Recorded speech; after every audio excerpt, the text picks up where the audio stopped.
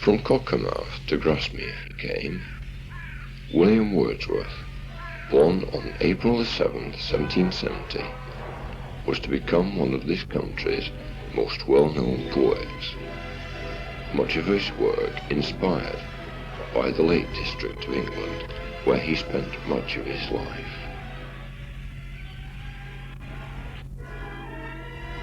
From his 6th year the boy of whom I speak, in summer tended cattle on the hills, but through the inclement and perilous days of long continuing winter, he repaired, equipped with satchel, to a school that stood, sole building on a mountain's dreary edge, remote from view of city spire, or sound of minster clock.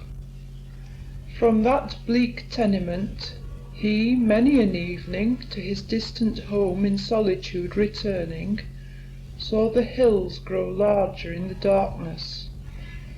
All alone beheld the stars come out above his head, and travelled through the wood, with no one near to whom he might confess the things he saw.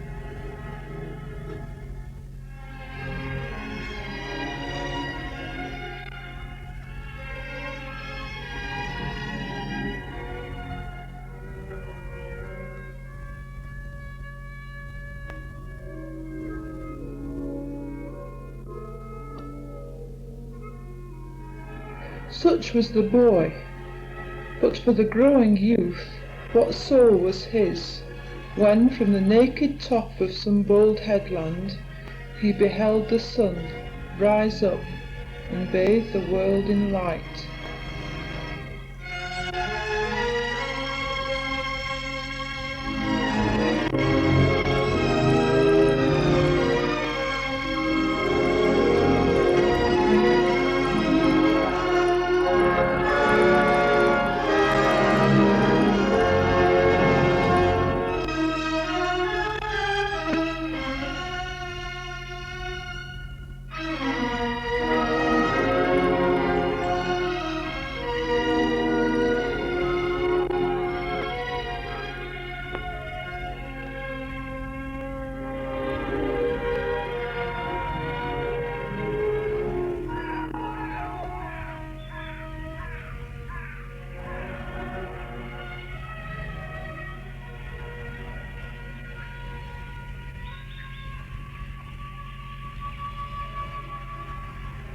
In 1779, Wordsworth started his 8 years at the grammar school in Hawkshead, near the western shore of Windermere and on the northwest corner of Esthwaite Water. By the time he was 10 years old, both his father and mother had died, and Wordsworth and his brothers and sister were left orphans.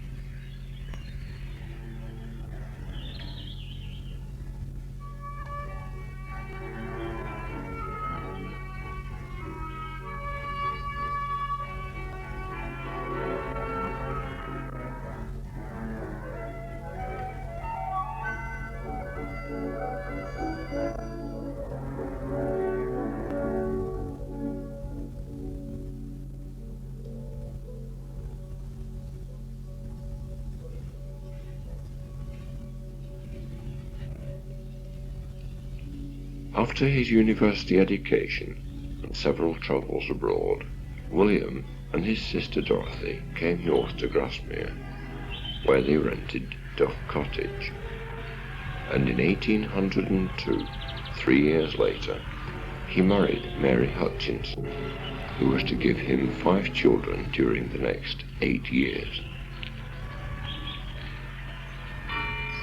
During his extended stay in Grasmere, he was to write prolifically about the Lake District, which he came to love intensely.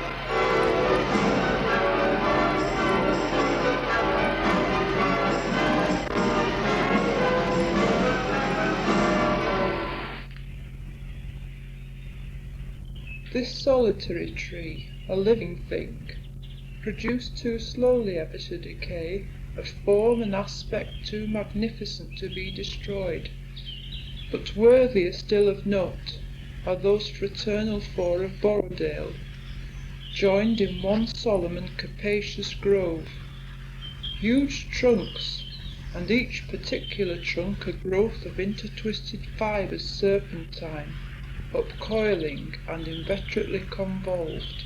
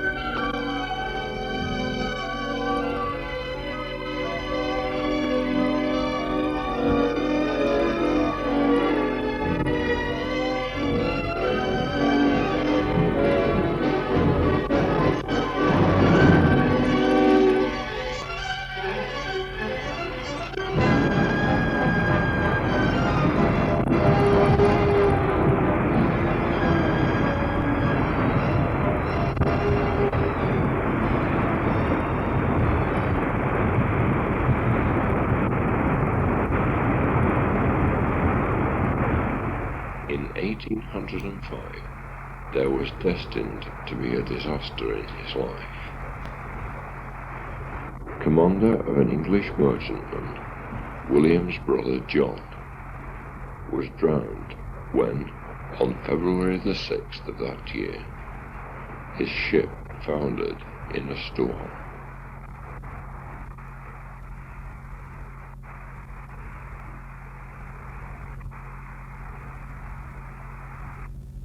full soon in sorrow did I weep, taught that the mutual hope was dust in sorrow, but for higher trust how miserably deep.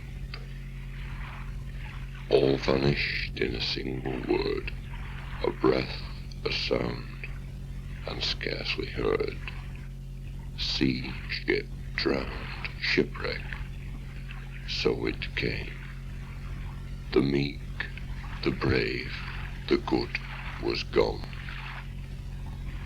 He who had been our living John was nothing but a name. Behold, the shades of afternoon have fallen upon this flowery slope, and see, beyond, the silvery lake is streaked with placid blue, as if preparing for the peace of evening. How temptingly the landscape shines! The air breathes invitation. Easy is the walk to the lake's margin, where a boat lies moored under a sheltering tree.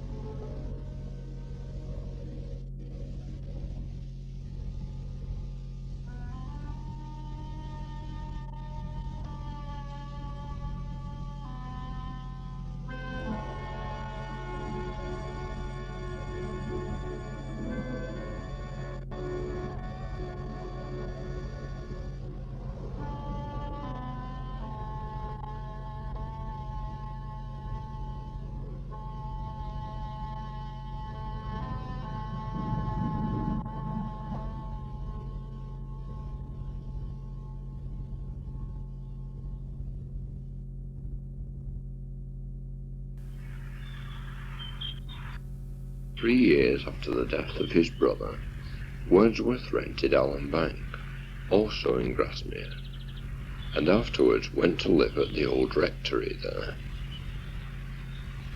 It was in 1813 that he moved to Rydal Mount, about 2 miles south of Grasmere, and it was here that he became Poet Laureate in 1843. The garden at Rydal Mount was designed by Wordsworth, who believed that a garden should be informal, harmonise with the countryside, and should consist of lawn and trees carefully planted so as not to obscure the view.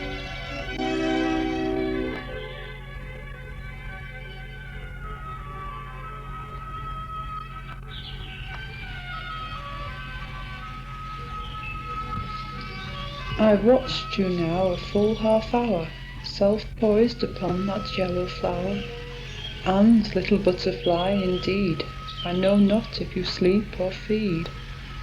How motionless, not frozen seas, more motionless. And then, what joy awaits you when the breeze hath found you out among the trees, and calls you forth again?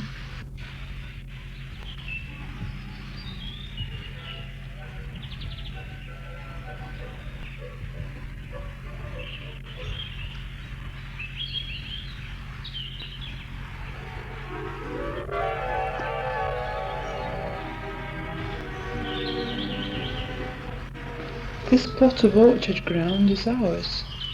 My trees they are, my sister's flowers. Here rest your wings when they are weary.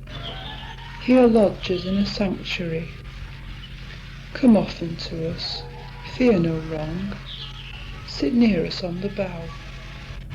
We'll talk of sunshine and of song, and summer days when we were young. Sweet childish days that were as long as 20 days are now.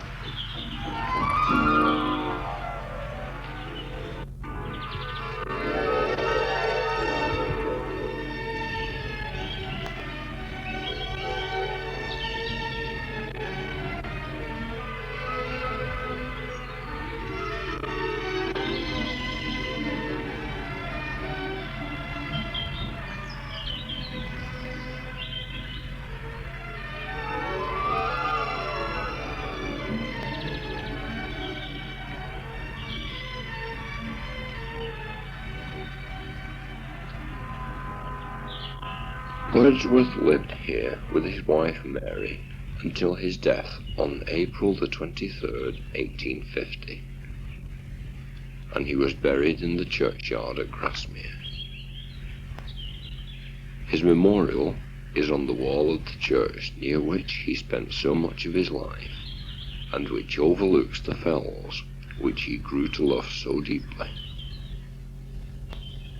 He must at times have wondered how much the countryside of character around him would change after he had ceased to be part of it, and whether, 100 years after his death, Rye or Mount would still be there.